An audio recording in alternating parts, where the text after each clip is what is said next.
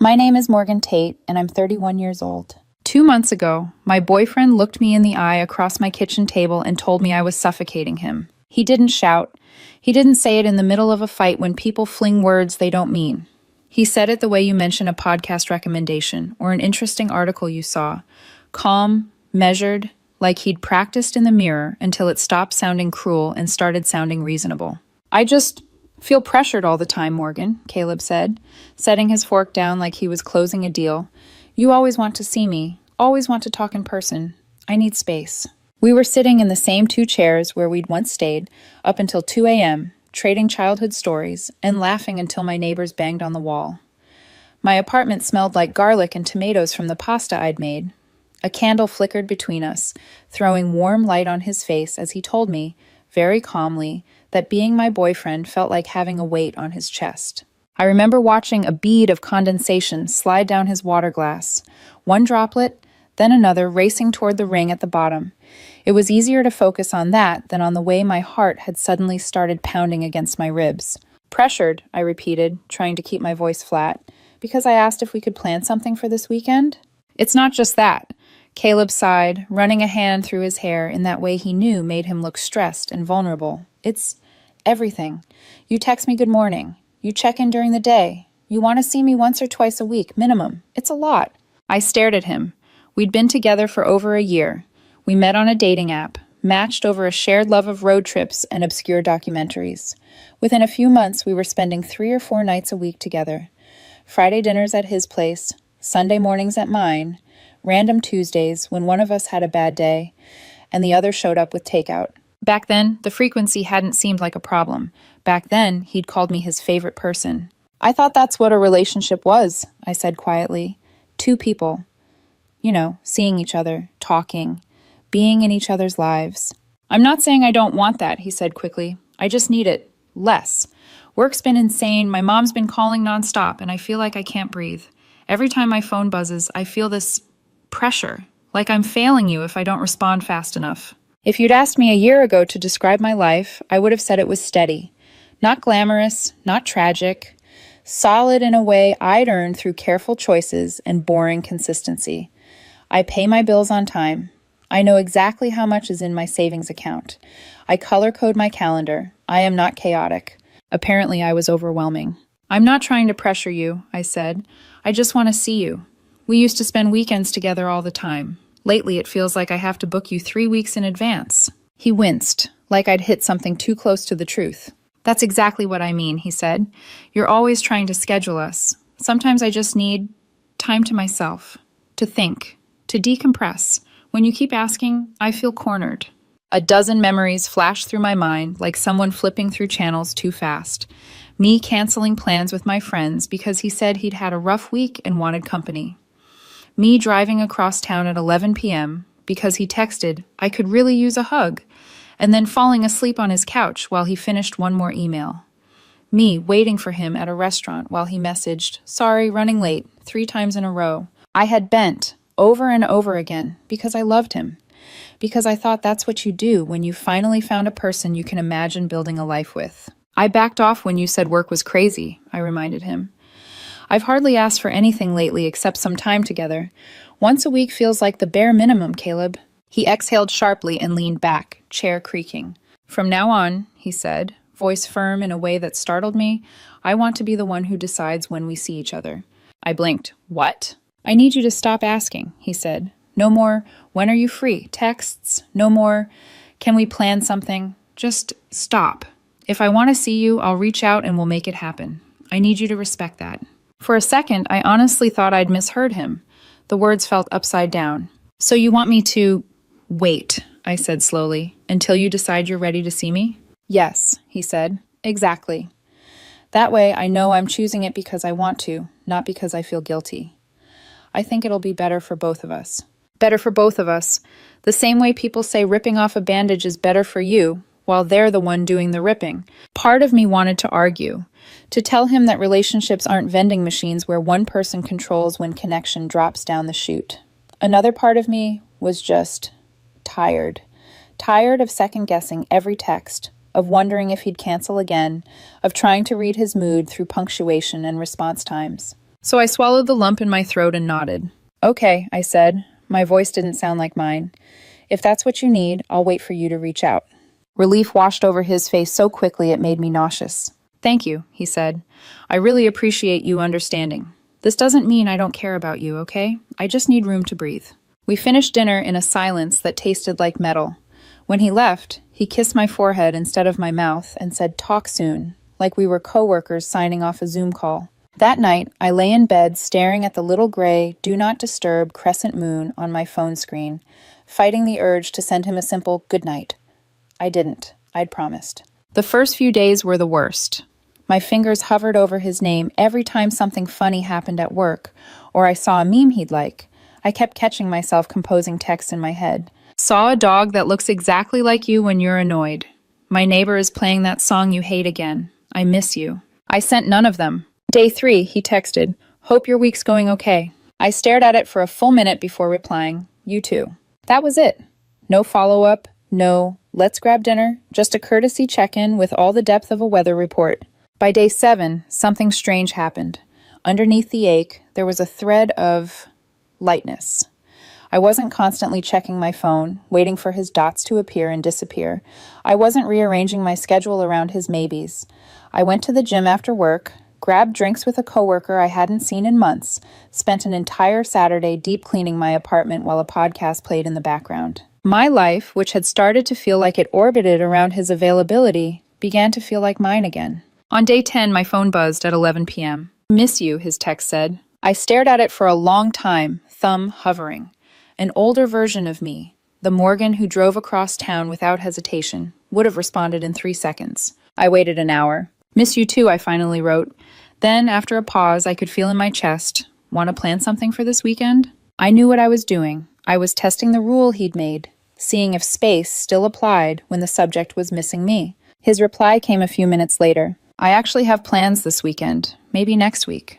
3 gray dots appeared, vanished, appeared again, then nothing. I set my phone face down on the nightstand and stared at the ceiling.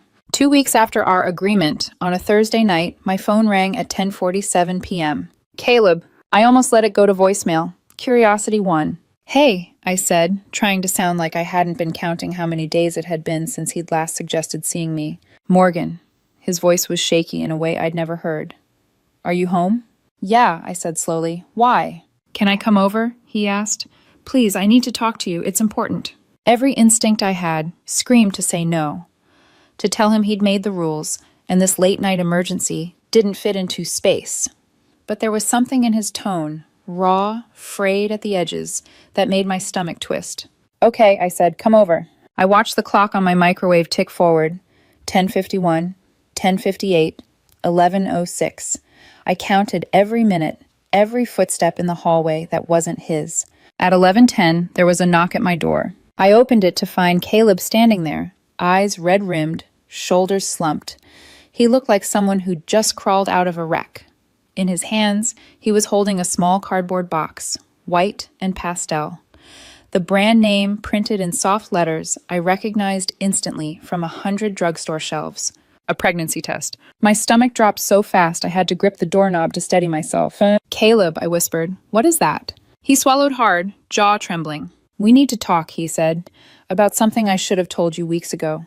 The candle from dinner 2 months ago flickered in my memory, the word pressured echoing in the back of my mind. I stepped aside to let him in, knowing with absolute terrifying certainty that whatever he was about to say was going to rearrange the entire shape of my life.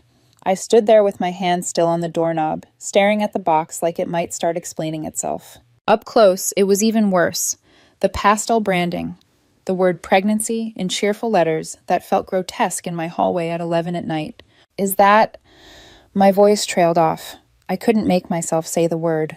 Caleb swallowed, Adam's apple bobbing hard. "It's positive," he said. "Lila took 3 of them today. They all were."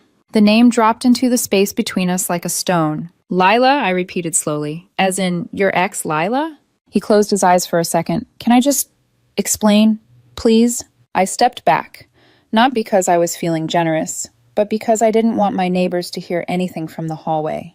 His sneakers thudded dully against the wood floor as he walked in and set the box on my coffee table with shaky fingers, like it was some sacred relic instead of a plastic stick that had blown our lives apart. I stayed standing. He sat on the edge of the couch, elbows on his knees, hands clasped so tightly his knuckles went white. "I've been seeing her," he said finally, staring at the floor. "For a while, a few weeks." "How long is a while?" I asked. My voice sounded wrong in my own ears. Too calm, too level. He exhaled. "About 6 weeks." 6 weeks. My brain did the math faster than he could. 6 weeks of canceled plans. 6 weeks of work is insane and I just need some time alone. 6 weeks since he'd told me he felt suffocated. "So right around when you started needing all that space," I said. He winced. "Yeah." Silence stretched between us, thin and sharp. "Are you in a relationship with her?" I asked. "Or just sleeping with your ex on your nights off from needing space from me?" He flinched like I'd slapped him. "It wasn't like that." "No?" I folded my arms. "Explain it to me then, because from here it looks exactly like that." He scrubbed his hands over his face. "We ran into each other at this networking thing for work. We started talking. It felt easy, familiar. I'd been feeling boxed in with us, and she was just... no expectations, no pressure. It just happened." "There it is," I said softly. "The phrase everyone uses right before the worst part. It just happened." He looked up at me then, eyes red. "I didn't plan this, Morgan. I didn't wake up one day and think, hey, I should blow up my life and hurt the one person who actually shows up for me." "You just fell into bed with your ex while you were still with me," I said. "By accident." "I was confused," he insisted. "I felt like you were always asking for more time, more commitment, more presence, and I didn't know how to say I couldn't give that right now without hurting you. Lila was easy. She let me be. No expectations." My laugh came out short and bitter. "So it's my fault." "That's not what I said." "It's what you imply," I shot back. "You felt pressured because I asked to see my boyfriend once a week. So you went to someone who didn't ask anything of you except your body. Got it." He pressed his lips together, eyes glossy. "She told me today she's pregnant," he said quietly. "She's been feeling sick, tired, off, took a test on her lunch break, then another, then another." I glanced at the box again, my stomach twisting. "And you just grabbed one and brought it here like a show-and-tell prop?" I asked. "Why are you telling me this, Caleb? What exactly do you want from me right now?" He swallowed. "Because I don't know if the baby is mine." The words hung in the air, heavier than anything he'd said yet. I stopped, reset. "What do you mean you don't know if it's yours? Who else could it be?" His gaze dropped back to his hands. "She's been seeing someone else too," he said. "A guy named Ryan. It wasn't serious, according to her, but they've slept together. The timeline's messy." I stared at him, a slow, cold numbness starting at my fingertips and spreading inward. "So let me summarize," I said. "While you were telling me you felt suffocated by my existence, you were sleeping with your ex. Your ex, who was also sleeping with another man. And now she's pregnant and doesn't know if the father is you or him." He didn't say anything. He didn't need to. "When were you going to tell me?" I asked. "If the test had come back negative, would you have said anything at all? Or would you have just kept texting me, 'Hope your week's okay,' while you sorted out your secret possible baby with your ex?" "I don't know," he whispered. I panicked. When she called me this morning, I felt like the floor dropped out from under me. I couldn't breathe. The only person I could think to talk to was you. Something in my chest snapped. "Of course," I said, "because I'm the responsible one, the steady one, the one you go to when your life catches fire, even if I'm the one you're actively burning." "Morgan, why am I hearing about any of this?" I demanded. "You didn't respect me enough to stay faithful. You didn't respect me enough to tell me you were seeing her. But now that there might be a child involved, suddenly I'm on the distribution list?" His voice cracked. "Because I don't want to lose you." I stared at him, stunned by the audacity. "You don't want to lose me?" I repeated. "Caleb, you've already lost me. You just hadn't bothered to notice yet." He flinched, breathing unsteady. "I'm not asking you to fix this. I needed to tell you the truth, and I needed you to know that if the baby is mine, I can't pretend it doesn't exist. I would have to step up. I'd have to be there." "So this is you. What? Soft launching the idea that if you're a father, I need to adjust my expectations?" I asked.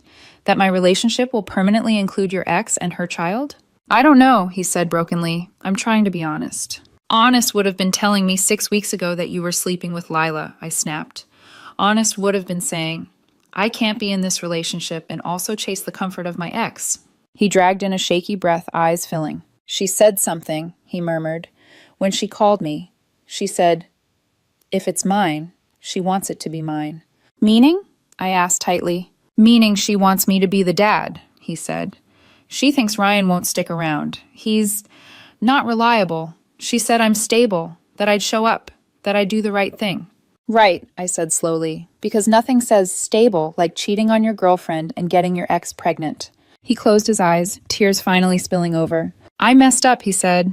I know that. I know I don't deserve anything from you right now. But part of me wants it to be mine. If it is, at least then there's a reason for all of this. It wouldn't just be pointless destruction. I stared at him, feeling a strange, distant kind of pity.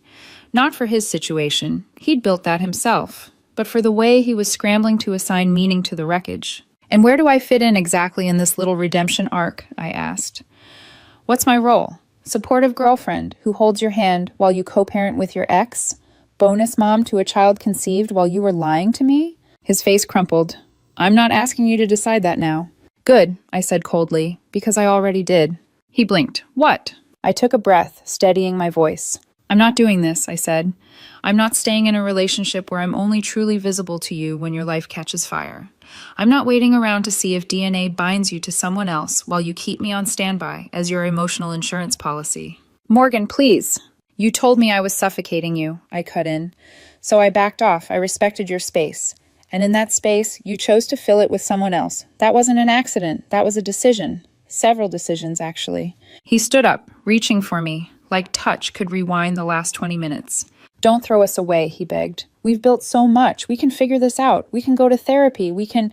I stepped back out of his reach. You threw it away, I said quietly. You just waited to tell me until it became a medical emergency. His shoulders sagged. What am I supposed to do? Tell Lila the truth, I said. Tell Ryan the truth. Get a paternity test. Take responsibility for the child if it's yours. He swallowed. And you? I'm not your problem to solve, I said. Or your safety net to fall back on if the test says the baby isn't yours. He stared at me, understanding dawning slowly, like it had to fight its way through layers of denial. You're ending this, he whispered. Just like that. There's nothing just like that about it, I said. You ended it over the last 6 weeks, one lie and one canceled plan at a time. I'm just acknowledging what's already true. His eyes were shining, his voice small. What if the baby isn't mine? He asked. Don't you at least want to see how things go? There it was, the real ask. Not right now, but later.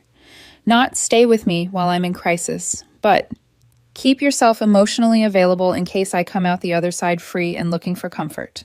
I felt strangely calm. Of course I want to know the result, I said. I'm human. I'm curious. But wanting to know isn't the same as wanting to sign up for this. His jaw clenched. So that's it? That's it, I said. You need to leave. He stared at me like he didn't recognize me, like I was supposed to crumble, to cry, to cling. Please, he tried one more time, voice cracking. Don't do this. Don't just kick me out. I opened the front door. You walked out first, I said softly. I'm just making it official. For a moment, I thought he might refuse to go, that he'd dig his heels in and force a scene. Instead, he looked at the pregnancy test box on the coffee table, then back at me, with a pain I might have once moved heaven and earth to soothe. He picked up the box with shaking hands, walked past me, and stepped into the hallway. Morgan, he said, turning back, eyes wet. I'm sorry. I know, I said. I believe you. I just don't care enough for it to change anything. He flinched like I'd hit him, then nodded once and walked away. I closed the door behind him and leaned my forehead against the cool wood, listening to his footsteps fade down the hall. My apartment was so quiet it roared. The ghosts of our early days, the laughter, the shared meals, the easy banter, flashed through my mind like scenes from someone else's life. I slid down until I was sitting on the floor, knees pulled to my chest, staring at the space where he'd just been. Somewhere across town, an ex-girlfriend was clutching her own box with its plastic verdict, wondering what kind of future she'd just stepped into. And me? I was sitting on the other side of a closed door, realizing that the version of my life where Caleb was my safe, steady person had been a fantasy for much longer than I wanted to admit. I didn't cry. I just sat there, listening to the hum of the refrigerator and the distant traffic, and understood, maybe for the first time, that space had never really been about breathing room. It had been about making room for someone else. I didn't sleep that night. Not because I was crying, my body stayed stubbornly dry-eyed, but because my mind wouldn't settle. I lay on my back, staring at the ceiling, the faint glow from the streetlights cutting pale stripes across my bedroom. Every time I closed my eyes, I saw the pastel box on my coffee table. I saw Caleb's face when he said he didn't know if the baby was his. Around 5 a.m., exhaustion finally dragged me under, but not for long. I woke again at 7:12, adrenaline already pulsing. I called my manager and said I wasn't feeling well. My voice was steady, which somehow made it worse. I spent the morning cleaning. Not the peaceful, meditative kind. This was frantic, compulsive, like if I scrubbed hard enough, I could erase the last 6 weeks from the walls. I wiped down the counters twice, vacuumed the same spot of carpet 3 times, laundered sheets that weren't dirty. By noon, my apartment looked like a staged rental, sterile, impersonal. Nothing at all like the place where I'd laughed with Caleb on Sundays over pancakes, or where I'd fallen asleep on his chest watching documentaries we never finished. That was the thing I kept circling back to, how real it had felt, how real I'd believed it was. My phone buzzed on the counter. Caleb. I stared at the screen until it dimmed, then picked it up. Caleb, can we talk, please? I locked my phone and set it face down. Let him sit with silence for once. An hour later, another buzz. Caleb, I told Lila. She wants to meet. She wants us to talk together. I read it twice, disbelief curdling into a humorless laugh. He wanted me to meet her.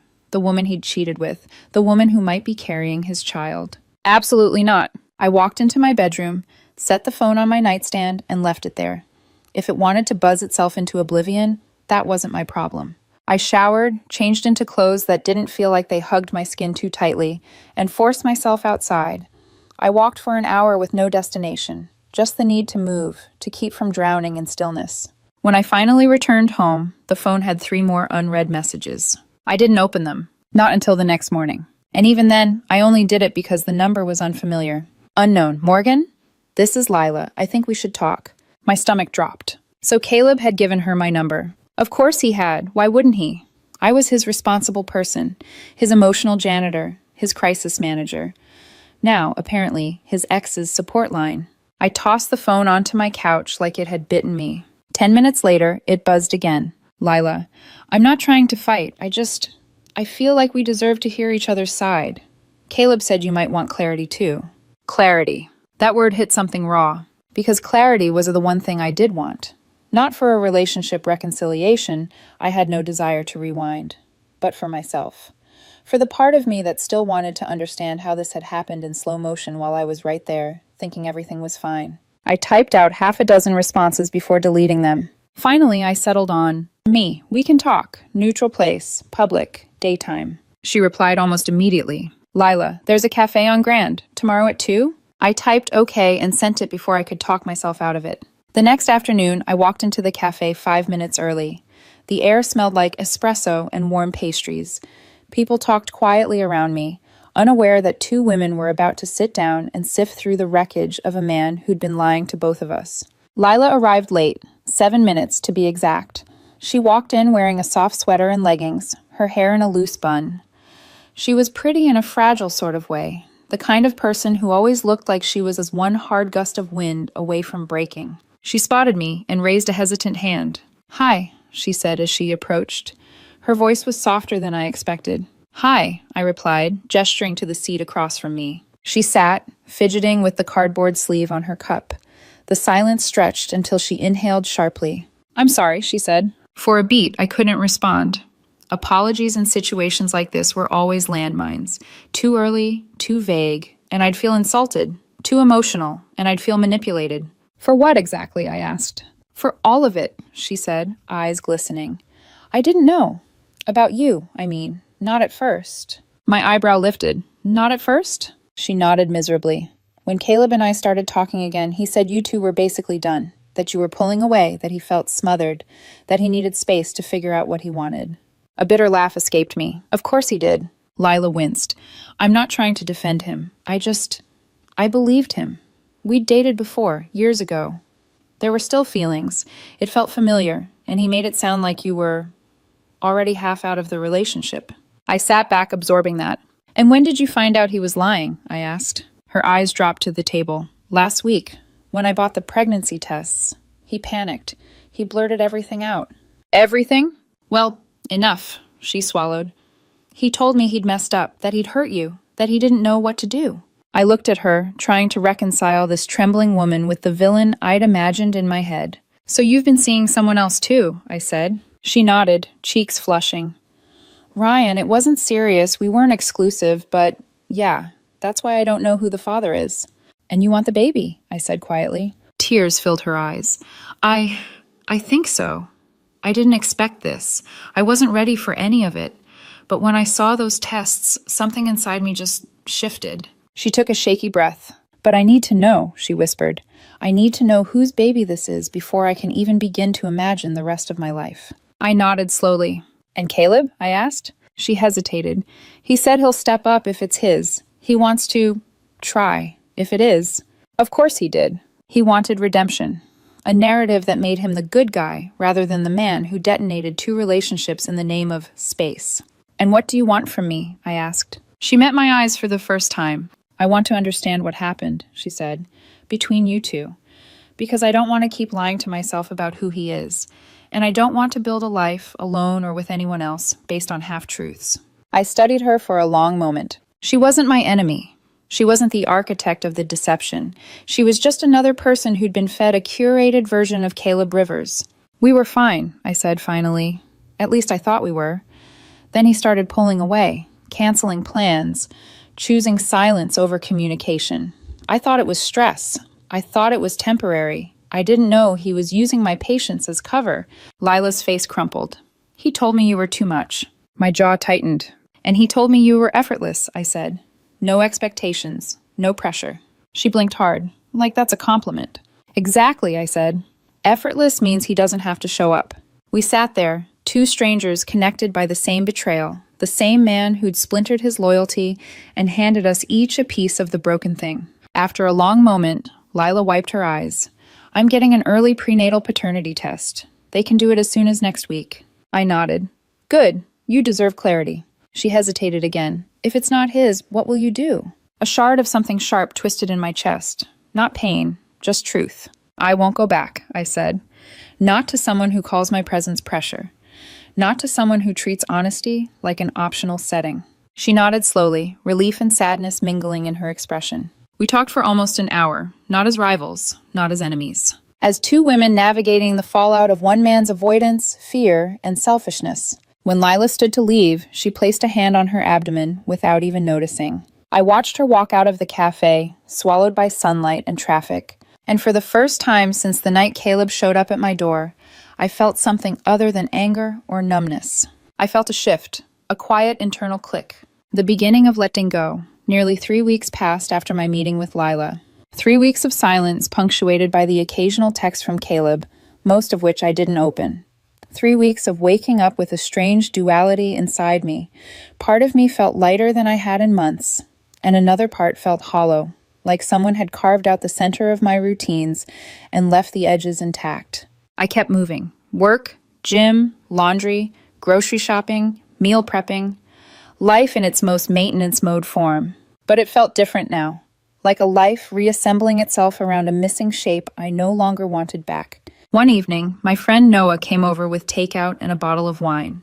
He didn't knock. He used the spare key I'd given him 2 years ago, back when we first became close enough to trust each other with emergencies and apartment plants. I brought Thai food, he announced, kicking off his shoes.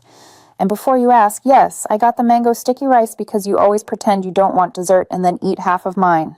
I let out a breath that might have been a laugh. Terrible accusation, completely unfounded. Sure, he said, hanging his jacket. Anyway, how's my favorite emotionally shell-shocked friend? I shot him a look. You're not helping. I'm aware. He grinned and unpacked the food. Sit, eat, be nourished. You're one missed meal away from making questionable decisions like unblocking Caleb. I sat. We ate. We talked about work gossip and office politics. We argued about the best character in a show we were both watching. It was normal. It was easy. At some point, though, the conversation drifted, inevitably, to the thing we weren't talking about. How long has it been now? Noah asked gently. 20 days, I said before I could stop myself. He whistled softly. Still no word on the test? I shook my head. Lila said it would take anywhere from 10 days to 3 weeks, so it could be any time. And Caleb?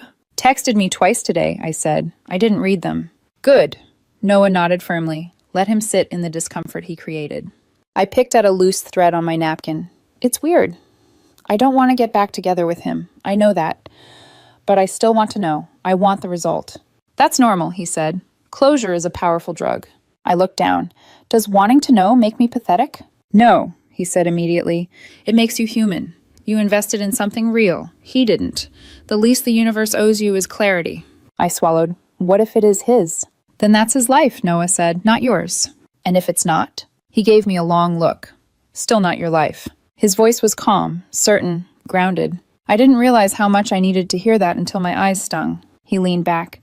When people show you they can only handle love in small, self-centered doses, believe them. Caleb isn't built for the version of commitment you offered. That has nothing to do with your worth. I nodded, trying to absorb it. Noah stayed until midnight, and when he left, he hugged me tighter than usual. You're doing better than you think, he murmured. I wasn't sure if he was right, but I wanted him to be. The paternity test result came on a Tuesday. I was walking to my car after work, juggling my bag, keys, and a half-empty water bottle, when my phone buzzed with a notification.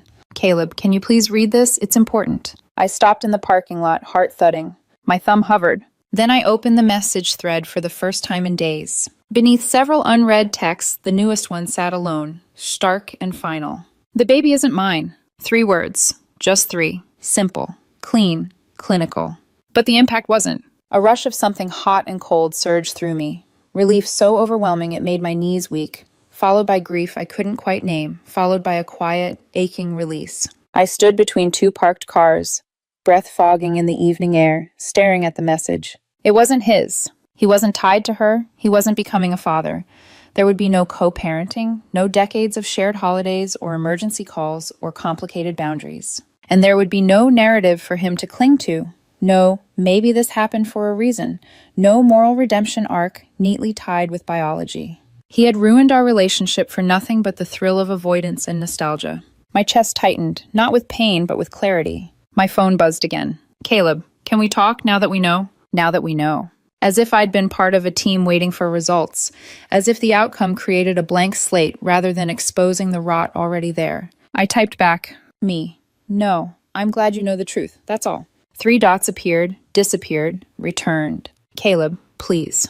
Just one conversation, one chance. I blocked him before he finished. Not out of anger, out of certainty. The kind of certainty that settles like sediment after months of turbulence. Quiet, heavy, undeniable. A week later, through a mutual acquaintance who remained annoyingly neutral throughout all this, I learned that Caleb and Lila had tried to see where things could go after the results came back. It lasted 11 days. Then it imploded. Apparently, Caleb wanted the fantasy of being needed without the responsibility.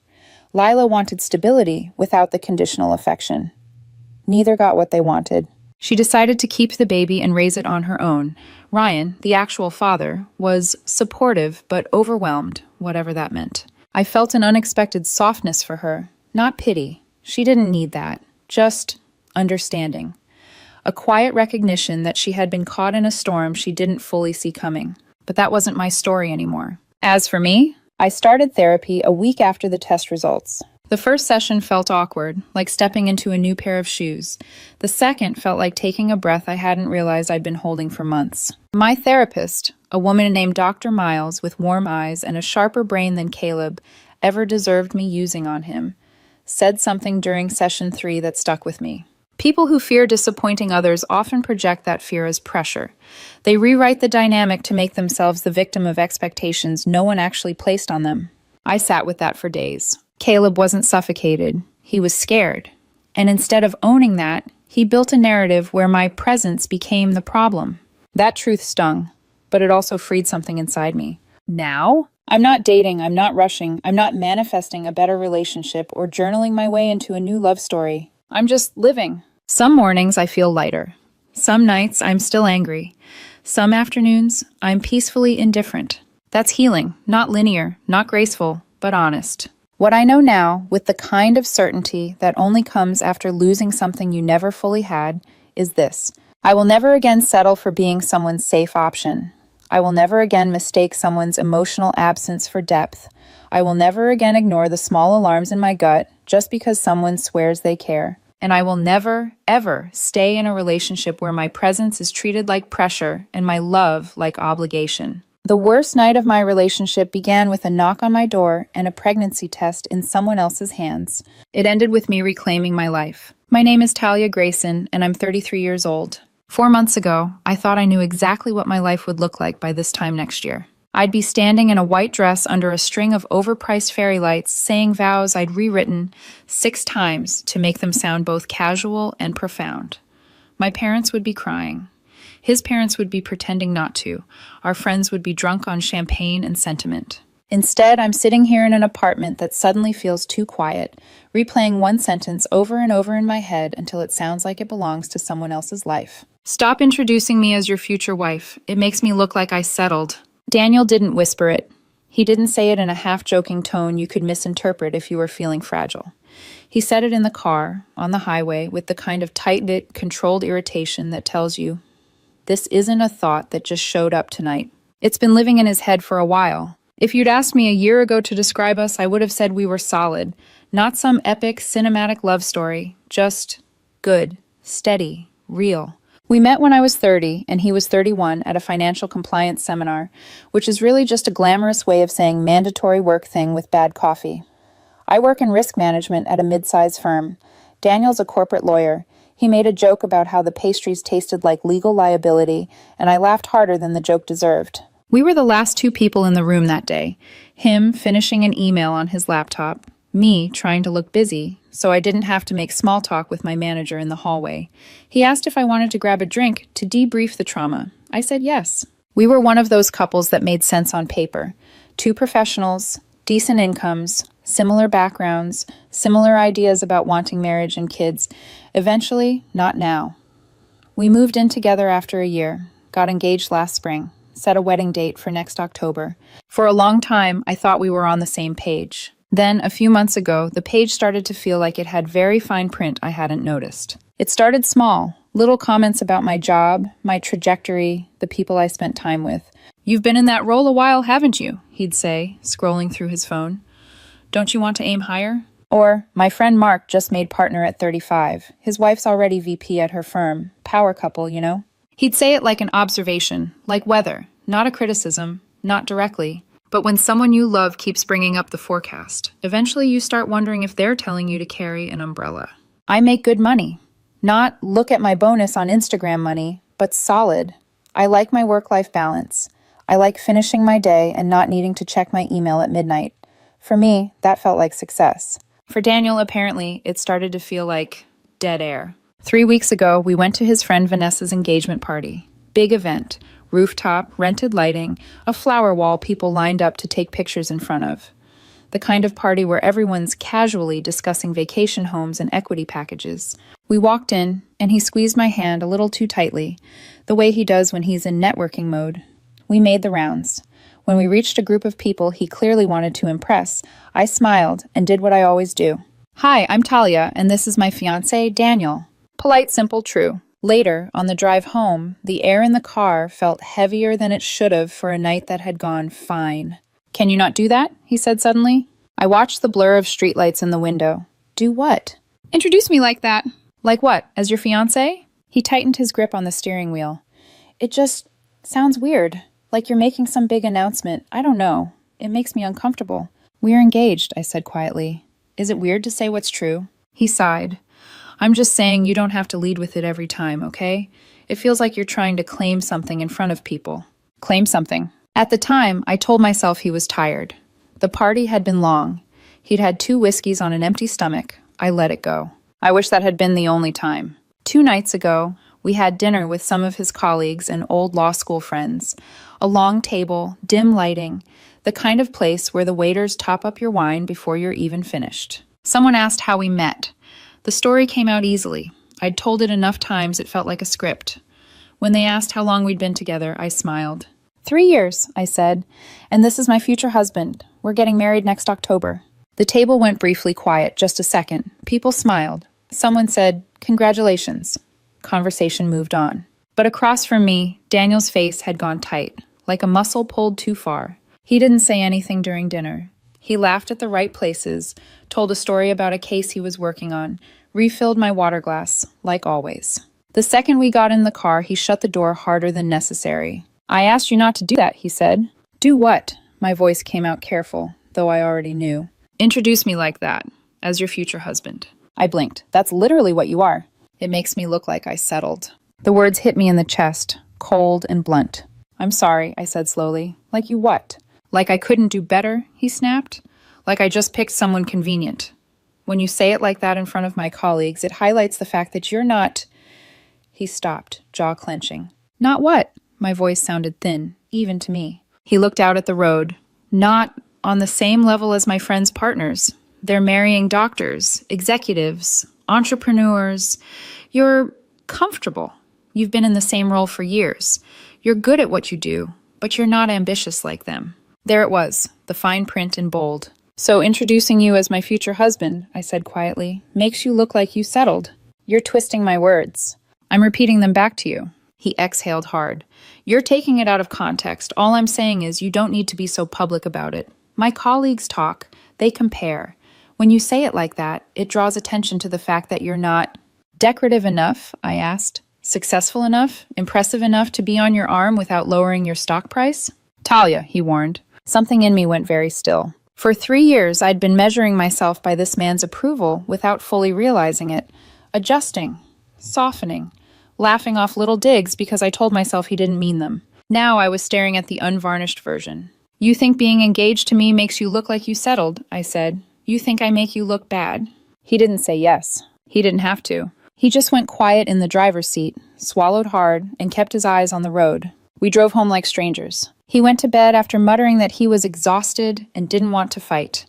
I sat on the couch in the dark, my phone face down on the coffee table, the silence ticking louder than any clock. I didn't cry. That surprised me. Instead, I felt something inside me click into place. Not anger exactly, not yet. Clarity. If I stayed, this would be my life. Constantly auditioning for the role of impressive enough, knowing the director was someone who'd already decided I was miscast. After about 2 hours, I picked up my laptop. First, I pulled up the shared calendar, where Daniel had dumped every event we were supposedly attending over the next few months. Wedding showers, firm galas, birthday dinners, brunches with his inner circle. Every place he wanted to parade me when it suited him. At each one, my name appeared as his +1. His accessory? I opened my email and one by one sent polite messages to the hosts I knew. "Hi, unfortunately I won't be able to attend. So sorry for the late notice. I hope the event goes wonderfully." I didn't mention Daniel. I didn't explain. I just quietly removed myself from his narrative. Then I did something else. I opened a new message and scrolled to a contact I rarely initiated conversation with. Melissa Hart. Daniel's best friend since college. The one person in his circle who'd ever asked me how I was doing and actually waited for the answer. "Hey Melissa, it's Talia. Do you have a minute to talk about Sunday's brunch?" She responded almost immediately. "Sure. Everything okay?" Not even close. We ended up on a call at nearly midnight, my voice low as I told her exactly what Daniel had said. I expected her to defend him, to say I was overreacting. She didn't. "Oh my God," she said instead. "He actually used the word settled?" His exact phrase was, "Stop introducing me as your future wife. It makes me look like I settled." There was a long, furious silence on her end. "What do you need me to do?" she asked. By the time we hung up, the plan was simple. Sunday's brunch was at Daniel's favorite restaurant. Bottomless mimosas, reclaimed wood tables, the works. Melissa would get there early. She'd ask the staff to place an envelope at Daniel's seat before anyone else arrived. Inside that envelope, he'd find a letter I would write and a printed confirmation from the venue we'd booked for our wedding. Cancellation confirmed. By the time I finally went to bed, Daniel was snoring softly beside me, blissfully unaware that his life had just quietly shifted on its axis. He thought tomorrow would be more of the same. I stared at the ceiling in the dark and thought, no, tomorrow you find out I'm not something you settle for. On Sunday morning, the apartment felt unnaturally quiet, like even the walls were waiting to see what would happen. Daniel moved around the bedroom with the stiff, brittle energy of someone pretending everything was fine. He ironed his shirt twice, changed his watch, checked the mirror too many times. Maybe he sensed something was off. Maybe guilt whispers even when you ignore it. I stayed in the kitchen, sipping coffee I barely tasted. He kept glancing at me, waiting for me to say I'd changed my mind about coming to the brunch. Are you sure you're not going? He finally asked. Yes. He exhaled sharply, like my calmness irritated him more than anger would have. Can we please not make this a spectacle? He muttered. My friends are going to think something's wrong. I took another sip. Something is wrong. He froze for a second, but he didn't push. He grabbed his keys from the counter. I'll see you later. Maybe, I said. He blinked. What does that mean? But I just looked at him, steady and unreadable. After a moment, he shook his head and walked out. When the door clicked shut behind him, the quiet wrapped around me like the inside of a cocoon. I sat at the table with my coffee and let myself breathe. Deep, slow, grounding. Today wasn't revenge. It wasn't cruelty. It was clarity, delivered in the one place Daniel cared most about, his social circle. A notification buzzed on my phone, a message from Melissa. He's here. They just seated him. The envelope is in place. I stared at the screen, heartbeat steady. Okay, thank you. A minute passed, then another. And then my phone lit up like a siren. Daniel calling. I watched it ring, let it ring out. It buzzed again, and again. Then the text started. What is this? Talia, answer your phone. Tell me this is a mistake. Did you seriously cancel the venue? Pick up. Now. I turned my phone face down. 20 minutes later, the front door swung open so hard it hit the wall. Daniel stormed inside, an envelope crushed in his fist, his face a mess of humiliation, shock, and fury. What the hell is this? He demanded, holding up the papers like evidence in a trial. I stayed seated at the table. It's exactly what it looks like. You canceled the wedding venue without talking to me? I looked at him calmly. You said introducing you as my future husband makes you look like you settled. I decided to solve that problem. His mouth fell open. Are you out of your mind? You blindsided me in front of everyone. I walked in and they were all, God, Talia, Melissa was staring at me like she pitied me. Do you have any idea how humiliating that was? I raised an eyebrow. Humiliation? That's what you're worried about? You ambushed me! You told me being engaged to me makes you look like you settled. My voice stayed low, steady. What exactly should I have done? Pretended that was normal? Kept smiling while you chipped away at me piece by piece? He ran a hand through his hair, pacing. You took one comment, one careless comment, and blew up our entire life. Daniel, it wasn't one comment. Don't rewrite history. I stood slowly. You've been making little digs for months. About my job, my ambition, my value to you. That's not fair. What's not fair is being with someone who sees me as a downgrade. He flinched. It wasn't like that, he insisted. I was stressed, okay? Work's been crazy, and I said things badly. No. I cut in gently but firmly. You said things honestly. That's what bothers you, not the words, the fact that I finally believe them. He stared at me, chest rising and falling, anger dissolving into panic. Talia, we're engaged. You can't just end things over a misunderstanding. It wasn't a misunderstanding, I repeated. It was clarity. I walked to the counter, opened the drawer, and took out the small velvet ring box I'd placed there last night. I set it on the table between us. He stared at it like it was a live grenade. I'm done, I said softly. I'm not going to marry someone who's embarrassed to be with me. He scrubbed a hand over his face. Please, don't do this. Not like this. You did this, I replied. The moment you decided I made you look like you settled. Silence stretched between us, thick and suffocating. Finally, he sank into a chair, looking smaller than I'd ever seen him. I didn't mean it. You meant it enough to say it twice, I said. Once at the engagement party, once at dinner. That wasn't an accident. That was belief. He didn't argue. After a long moment, I spoke again, calm and final. I need you to pack a bag and stay somewhere else for a few days. We'll figure out logistics when emotions aren't clawing at everything. He looked up, eyes red. Are you really ending this? I already did. He swallowed. Hard. The fight left him all at once. He stood slowly, like gravity was fighting him. I'll go to my sister's, he muttered, voice breaking. Okay. He walked to the bedroom. I listened to drawers open, close, the scrape of a suitcase zipper. When he came back out, suitcase in hand, he paused at the door. Talia, please don't do this, he said one last time, voice shaking. But I didn't answer, because if I did, if I cracked even a fraction, he'd use that softness to pull me back into the cycle. I stayed still, and after a long, painful moment, he stepped outside. The door closed behind him. And the silence that followed, it didn't feel empty. It felt like the first real breath I'd taken in months.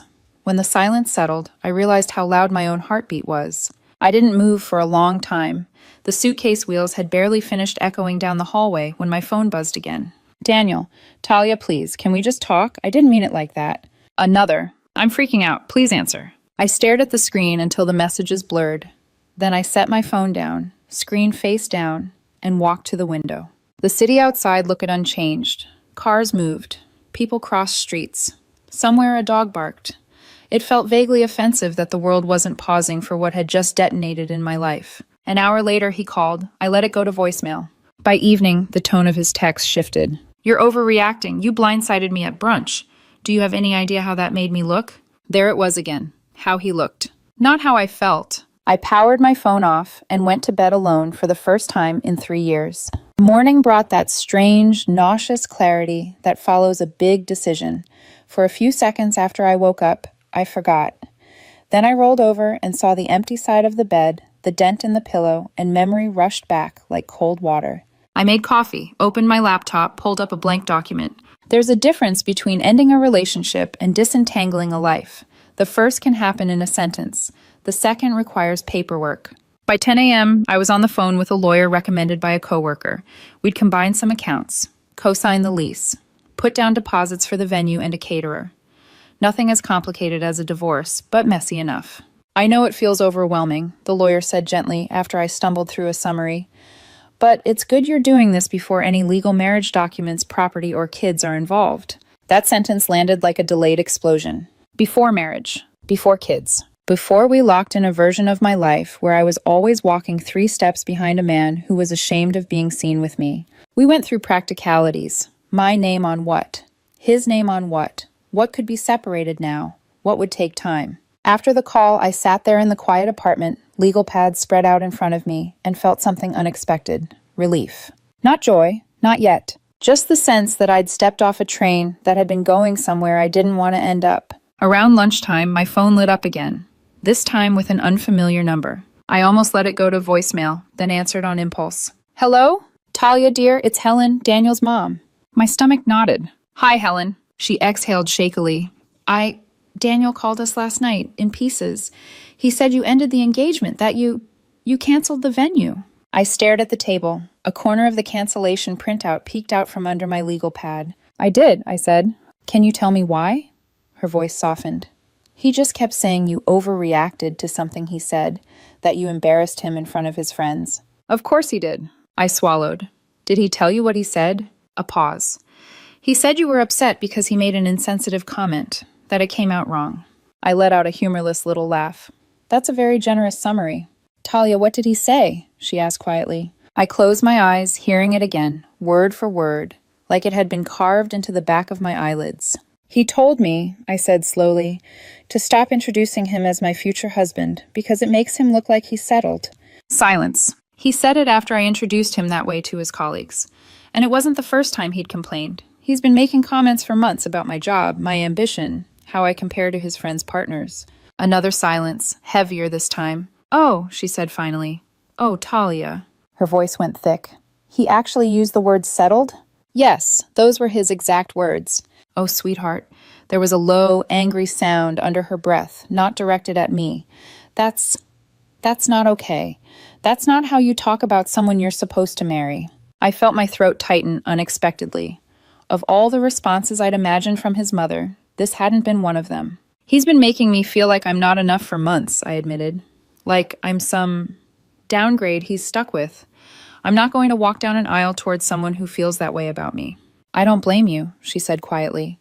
I'm so sorry, Talia. I don't know what's gotten into him. It's like he's lost perspective. I sat there, blinking back tears I thought I'd already used up months ago in private. Do you think, she asked cautiously, that there's any chance you two could work through this? Maybe counseling? No, I said, surprising myself with how sure I sounded. He didn't make one mistake. He showed me who he is when it comes to me. I believe him. She exhaled. I understand. I may not like it, but I understand. For whatever it's worth, we love you. We always have. You've been good to him. Better than he deserved, apparently. That was when the first tear actually escaped, hot and sharp, sliding down my cheek. Thank you, I whispered. We talked a little longer. She promised to speak to him, not to fix it, She knew she couldn't, but to make him see what he'd done. I didn't ask for details. That was their relationship to untangle. When we hung up, the apartment was quiet again. But the quiet felt different. Less like abandonment, more like a clean slate. The next few weeks blurred into a rhythm of logistics and emotional whiplash. Daniel oscillated through an entire spectrum of reactions in my messages. First came anger. You had no right to cancel the venue without me. Do you know how much money we lost? You made me look pathetic in front of everyone. Then defensiveness. I told you it came out wrong. You're twisting what I meant. No one else would throw away 3 years over a single misphrased sentence. Then slowly, desperation. Talia, I'm sorry. Please. I'm seeing someone, a therapist. I know I've been obsessed with status and appearances. I'm trying to fix it. Please talk to me. Give me a chance to prove I don't actually think you're beneath me. That one made me put my phone down and walk around the block. I responded to very few of his messages, and when I did, I kept it simple. I heard you the first time. I believe you meant what you said. We are done. Please respect that. He never really did. The brunch incident rippled through his friends like a dropped stone. Melissa kept me updated in short, blunt texts. Melissa, for the record, I told them exactly what he said to you, and I told them you didn't embarrass him. He embarrassed himself when he decided his fiancé wasn't good enough for his image. She told me that some of his friends thought I'd gone nuclear, that canceling the venue and delivering the letter at brunch was too much. Others quietly admitted they'd heard him make little comments before, jokes about how I wasn't as driven as the other wives to be, how I was content in a way that made him nervous. Funny how people always remember things in hindsight. About 3 weeks after he moved out temporarily, Daniel came to the apartment to talk about practical separation. We sat at the dining table like coworkers going over a project plan. He looked tired, thinner. There were faint shadows under his eyes. I found a new place, he said. I move in next month. Okay, I replied. We went over the lease, utilities, the remaining balances on wedding-related expenses, how much we'd already paid, what we'd lose. I'll cover the non-refundable stuff, he said abruptly, signing his name on one of the forms. You shouldn't have to pay for that. I studied him. It was my decision to cancel, Daniel. I'm willing to split the loss. He shook his head. No, His jaw tightened. You're right about one thing. I cared more about how you made me look than how you felt. The least I can do is eat the financial hit. For a second, I saw the man I'd fallen in love with, the one who'd stayed up all night with me when my dad was in the hospital, who'd made me grilled cheese at 2 a.m. when I came home crying after a brutal week at work. If he'd shown this version of himself months ago, instead of the one performing for his imaginary audience, maybe we'd be sitting here planning a wedding instead of an exit. But he hadn't, and I couldn't unknow that. A few days after that meeting, an envelope arrived in the mail addressed in his handwriting. No return address, just my name. I knew before I opened it that it wasn't more paperwork. Inside was a handwritten letter, several pages long. He'd always typed everything before. Seeing his messy, uneven script made it feel strange and intimate, like looking at his thoughts without polish. He wrote about how he'd grown up in a house where image was currency, parents obsessed with what the neighbors thought, a father who measured success in job titles and house size, a mother who treated appearances like armor. He wrote about how he'd internalized the idea that his worth depended on being impressive, and that part of that impressive package was having a partner who fit a certain picture. You were never actually not enough, he'd written. I made you feel that way because I was terrified that if my life didn't look perfect from the outside, people would see how small and insecure I really feel on the inside. I thought if my fiancé was more impressive, it would cover up my own fear that I'm not. He admitted that he'd compared me to his friends' partners not because I fell short, but because he'd decided they represented success, and he was trying to measure his life against some invisible checklist. I projected all of that onto you, the letter said near the end.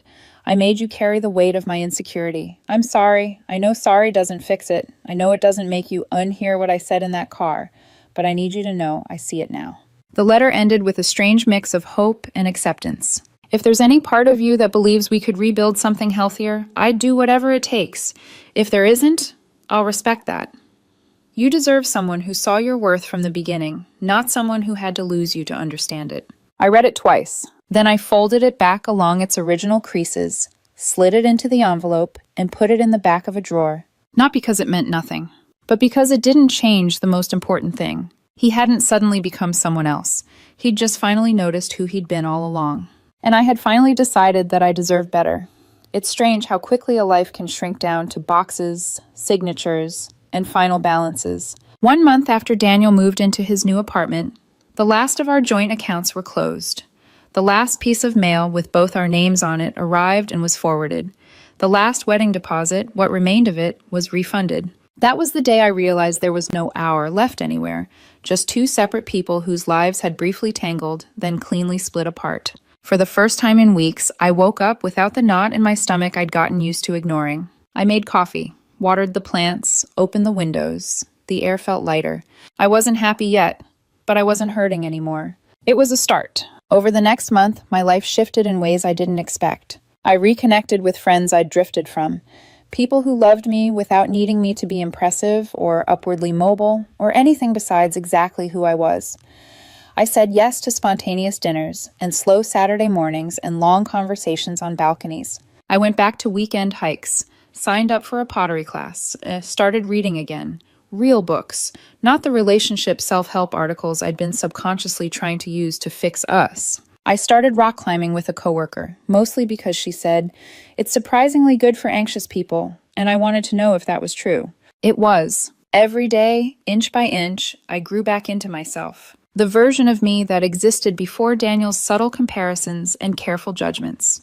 Before I'd shrunk myself to fit inside the outline of the person he wanted to be seen with. Before I believed good enough was something other people got to decide for me. 3 weeks into my new normal, I ran into him. Of course it happened at the one coffee shop near the old apartment, the one I'd avoided for months without admitting why. I pushed open the door, mid-text, and nearly walked straight into him. He was at a table by the window, half-empty latte in front of him, sleeves rolled up. He wasn't alone. A woman sat across from him, pretty, polished, laughing at something he'd said. When he looked up and saw me, everything in him froze. His face went pale in that instant, the way it had at brunch when he opened the envelope. "Talia," he breathed. I felt that strange, surreal calm wash over me, the same one I'd felt the day I ended it. "Hi, Daniel." The woman turned, surprised. He stammered out something. "Oh, this is a friend." But I didn't linger. I gave them both a polite nod, ordered my drink, and walked out before he could stand or follow. I didn't owe him a conversation, or an explanation, or a scene. I owed myself peace. My phone buzzed 20 minutes later. "Daniel, it was good to see you. You looked happy." This time, the message didn't sting. It just felt unnecessary. I deleted it without responding. A few days later, Melissa and I grabbed lunch, a habit we'd fallen into now that things weren't strained or complicated. She sat down with her iced tea and slid into the booth with a sigh. "Okay, so," she said, leaning in, "do you want the quick update or the long one?" I smiled. "That depends. Is it about Daniel?" Her eyes softened, apologetic. "Yeah." I stirred my soup. "Go ahead." She exhaled. "He's struggling. More than he lets on. Some of the friend group took your side pretty hard.